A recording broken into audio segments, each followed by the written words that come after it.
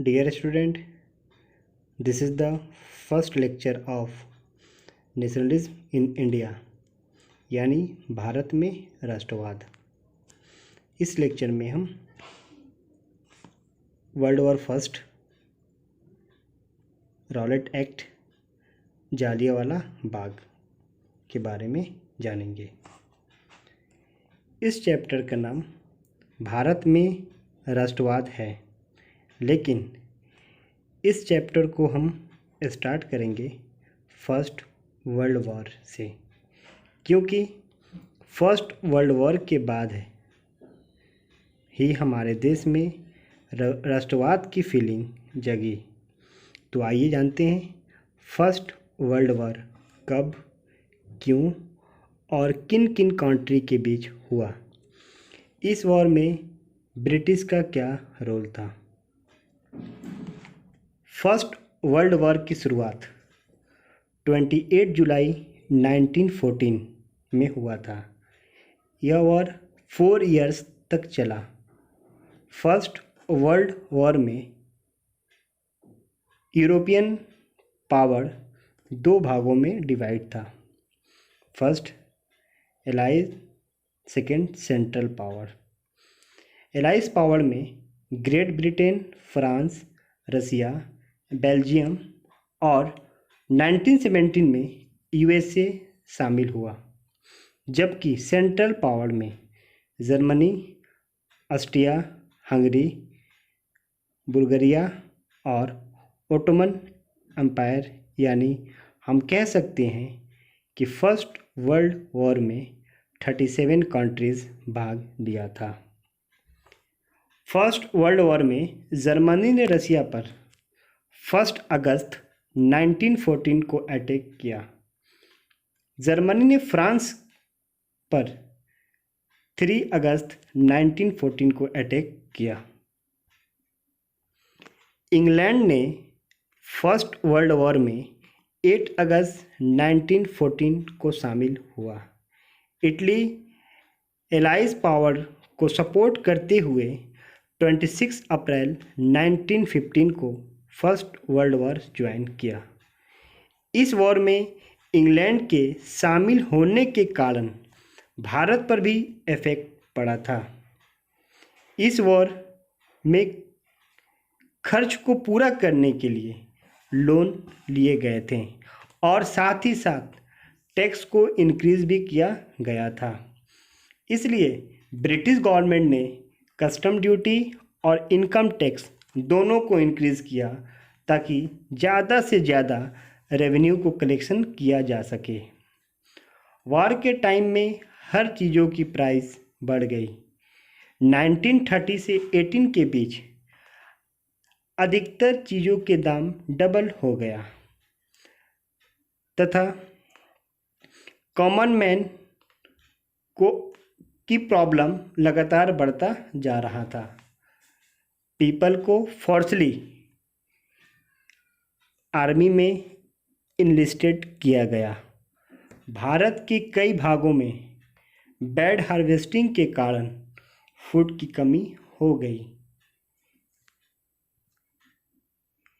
Influenza pandemic ने people को और सीरियस कर दिया। 1921 सेंसर के अकॉर्डिंग पेंडेमिक के कारण 120 to 130 लाख पीपल मरे थे।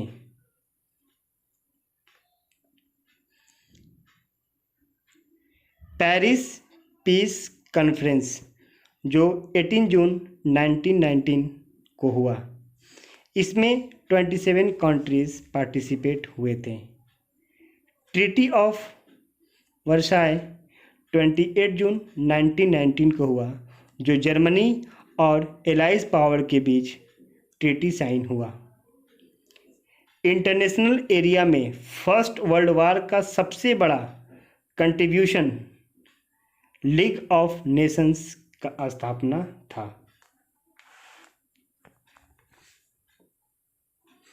नेक्स्ट हम बात करेंगे सत्याग्रह।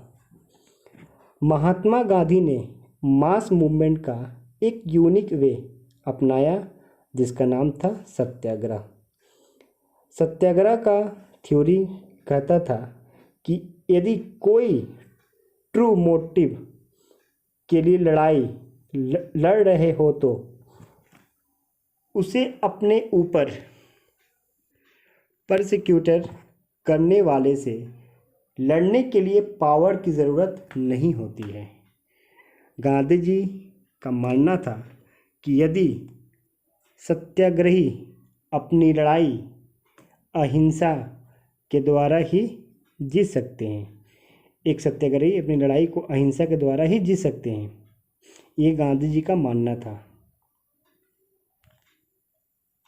1916 में चंपारण में किसान आंदोलन, 1917 में खेड़ा का किसान आंदोलन और 1918 में अहमदाबाद के मिल मजदूरों का आंदोलन, यानी यह सत्याग्रह गांधी जी द्वारा स्टार्ट किया गया था। और गांधी जी की जो पहली लड़ाई थी वो थी चंपारण सत्याग्रह। नेक्स्ट हम बात करेंगे रॉलेट एक्ट, जिसे हम काला कानून भी कहते हैं। यह 1919 में इंडिया की ब्रिटिश गवर्नमेंट द्वारा भारत में इमेजिंग हो रहे नेशनलिस्ट मूवमेंट को क्रश करने के लिए इस एक्ट को पास किया गया था। इस एक्ट को सर सिडनी रॉलेट की प्रेसिडेंसी वाली सेडिशन कमेटी के रिकमेंडेशन के आधार पर बनाया गया था। रॉलेट एक्ट का गवर्नमेंट नेम अराजक क्रांतिकारी अपराध अधिनियम 1919 यानी अनक्रिकल एंड रिवोल्यूशनरीज क्राइम्स एक्ट 1919। यह एक्ट 21 मार्च 1919 में शाही विधान परिषद यानी इम्पेरियल लेजिस्लेटिव काउंसिल दिल्ली में पास किया गया था। 20वीं सेंचुरी की शुरुआत में ही ब्रिटिशर के अगेंस्ट मूवमेंट जोरों पर हो रहा था, तो ब्रिटिश को एक ऐसा वेपन की ज़रूरत थी जिसकी मदद से इस मूवमेंट को दबाया जा सके।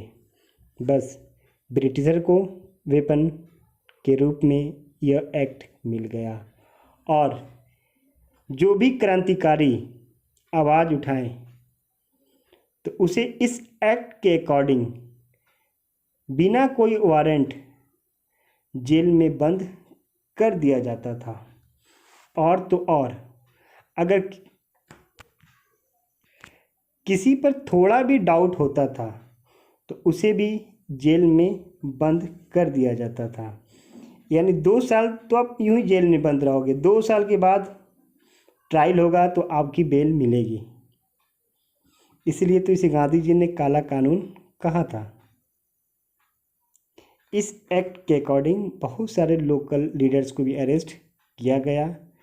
इवन कि गांधी जी को दिल्ली आने से रोका गया था इस एक्ट के द्वारा। नेक्स्ट हम बात करेंगे जालियांवाला बाग। रॉलेट एक्ट के द्वारा 2 राष्ट्रीय लीडर्स सत्यपाल और डॉक्टर सैफुद्दीन किचलू को अरेस्ट किया गया था और इनके अरेस्ट के अगेंस्ट में 13 अप्रैल 1919 को जालियांवाला बाग में असेंबली हो रही थी। वो बैसाखी का दिन था। बैसाखी पंजाब हरियाणा का एक फेमस फेस्टिवल है जो रबी क्रॉप्स की कटाई के बाद वहाँ मनाया जाता है, जिसमें जनरल डायर जो कि एक ब्रिटिश ऑफिसर था वो उस असेंबली पर गोली चलाने का ऑर्डर दे दिया और 10 मिनट तक या तब तक गोलियां चलती रहीं जब तक सारे लोग ख़त्म ना हो जाए। इन 10 मिनट कांग्रेस सेंसर के अकॉर्डिंग यानी इस 10 मिनट में कांग्रेस सेंसर के अकॉर्डिंग 1000 पीपल मारे गए और लगभग 2000 लोग घायल हुए थे। लेकिन अमृतसर कमिश्नर ऑफिसर ने 484 शहीदों का लिस्ट रेडी किया और ब्रिटिश गवर्नमेंट ने 200 पीपल को डेथ होने की जानकारी दी। यह घटना इंडियन इंडिपेंडेंस मूवमेंट पे सबसे अधिक इफेक्ट डाला था। माना जाता है कि इस घटना के बाद भारत में ब्रिटिश रूल का अंत की शुरुआत हो गई। 1997 में महारानी एलिजाबेथ ने इस मेमोरियल पर जो भी डेड सिटीजन थे उन्हें ट्रिब्यूट दी थी। 2013 में ब्रिटिश पीएम डेविड कैमरॉन भी आए थे और वो विजिटर बुक में लिखे थे कि ब्रिटिश हिस्ट्री का यह एक सैमफुल घटना थी। यानी ब्रिटिश हिस्ट्री या ब्रिटिश इंडिया की इस घटना को शर्मनाक बताया। इस लेक्चर के लिए बस इतना ही। नेक्स्ट लेक्चर में हम नीड फॉर मूवमेंट एक्सटेंशंस के बारे में जानेंगे।